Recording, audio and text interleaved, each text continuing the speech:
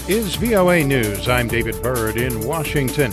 U.S. Vice President Mike Pence has called on all nations to recognize Venezuelan opposition leader Juan Guaidó as the country's legitimate president.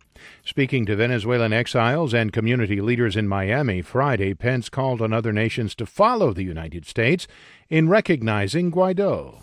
There can be no bystanders in the struggle for Venezuela's freedom. The United States today calls on every nation to recognize Juan Guaidó as Venezuelan's president and take the side of freedom. Guaidó, the president of the opposition-controlled National Assembly, declared himself interim president last week after the assembly said that Nicholás Maduro's re-election last May was illegitimate. Russia, China, and Turkey have not recognized Guaidó, and the UN Secretary General said Thursday that the world body only cooperates with the recognized elected government of Nicholás Maduro. The United States announced Friday it is pulling back from a decades-old treaty that banned an entire class of nuclear weapons. AP's Warren Levinson reports that withdrawing from that treaty could backfire. Kingston Reef of the Arms Control Association says the president is right when he says Russia has been violating the INF treaty, but withdrawing from it rewards Moscow's misbehavior. I think Russia would certainly prefer that the United States withdraw so that Russia could place the blame for the treaty's demise at the feet of the United States. Reef concedes persuading the Russians to come back into compliance is a long shot, but he contends there are diplomatic and even military tools available that the Trump administration is declining to use. The result, a possible renewed missile race in Europe that leaves everyone less safe. I'm Warren Levinson. For more on these stories and the rest of the day's news, visit voanews.com. This is VOA News. President Donald Trump doubled down on the need for a border wall with Mexico or possibly declaring a national emergency during a human trafficking event at the White House on Friday. The president told reporters that Democrats are doing a tremendous disservice by refusing to give him nearly $6 billion for the wall. He argues that is exacerbating the human trafficking issue. We are doing it regardless. I mean, we haven't declared the national emergency yet, and yet we're building a lot of wall. We're continuing to build a lot of wall with, as we would say in business, cash on hand.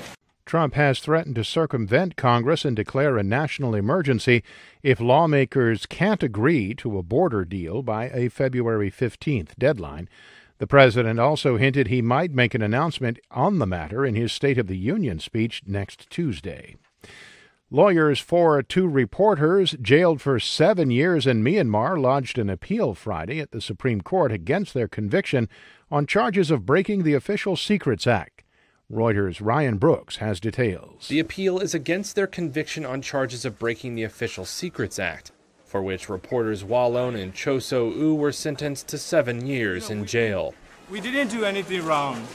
The lawyers cited evidence of a police setup and lack of proof of a crime. In a statement, Reuters said, "Our petition asks the Supreme Court to finally provide justice to Wallon and Cho So-u, reverse the lower court's errors, and order the release of our journalists." I tried to be strong.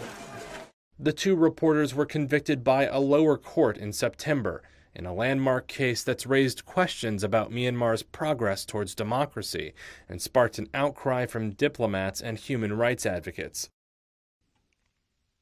New Jersey Democratic Senator Cory Booker added his name to the growing field of candidates trying to unseat President Donald Trump in next year's presidential election.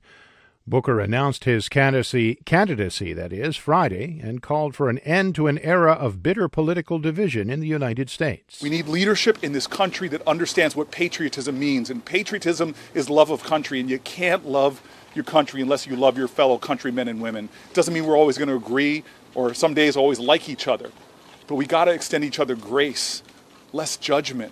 Booker enters a field that already includes 3 of his fellow senators and could add former Vice President Joe Biden. And U.S. employers shrugged off last month's partial shutdown of the government, engaging in a hiring burst in January by adding 304,000 jobs. The unemployment rate did tick up to 4%. For more, visit our website, voanews.com. I'm David Byrd, VOA News.